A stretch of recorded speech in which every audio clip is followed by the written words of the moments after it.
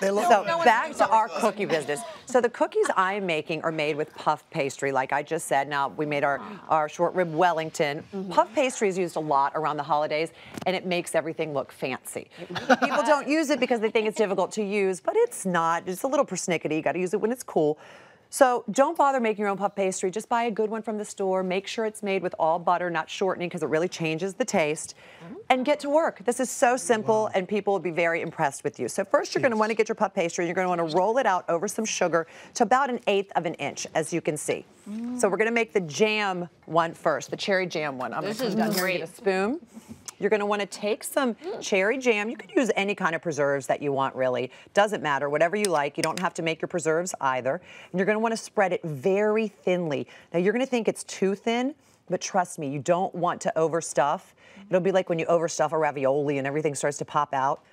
Just very, very thinly like that on one side of the puff pastry. I mean, this crunchy top isn't that is nice? everything right now. Isn't it? Well, that's because of the sugar. You sprinkle both sides of the puff pastry with sugar. And there's something so incredibly tasty and special about it being fresh. Like, you know what I mean? You know, that's the best time to eat these, by the way. I mean, you want to keep them in airtight Tupperware if you're not going to eat them the day of, but they're crispier the day of. Wow. So then you're going to fold over just like this, just like that. Okay.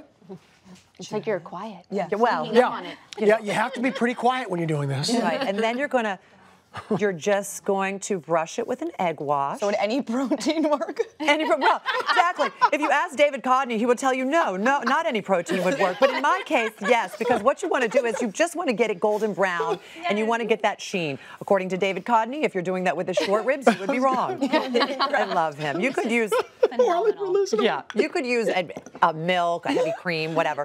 So then you're going to want to slice them at about 1 inch. About 1 inch, no more than that, really.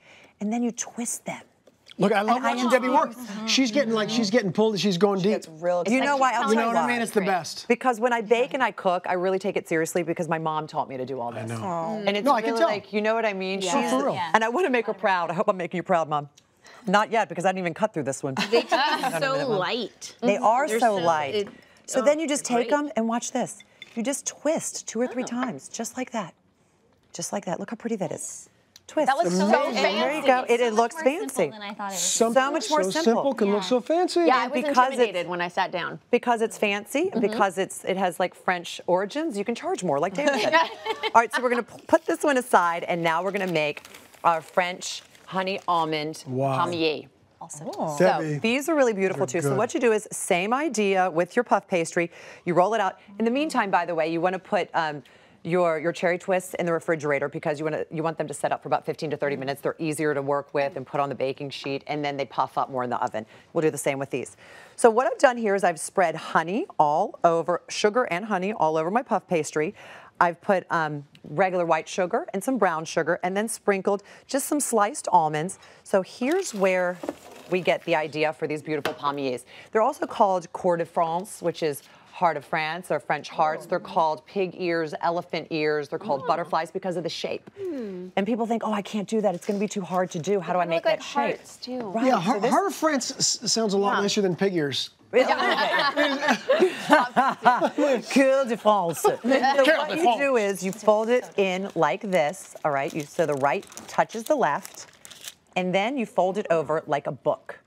Just like that. Okay. Again, that's it. It's that simple. Wait. Again, sugar on each side. I see where you're going with this. And then you cut. Yep. Now you cut again like 3/4 of an inch or 1 inch, just like that. Same thing. It's like she's talking to an infant. I know. Right? She's just talking to a good little sweetie, and then you cut it right here. Just I'm like that. trying to be dainty and ladylike, but I kind of wanted to. Dive in. You cut them like that, and then when you put them on the baking sheet, you put them on like this. You set them up. So then they open up into a heart. They puff out, just like that. So we put them in the refrigerator. Yeah, they puff out like You don't have to help them. You don't have to create any space in there. Just like that. They open on their own. So just like we've done in here, they've set up for about 15 to 30 minutes. They're going to help them bake. You see that? We pop them in the oven at 400 for 15 to 18 minutes. And ladies and gentlemen, I present you with my first ever home and family cookie exchange cookie.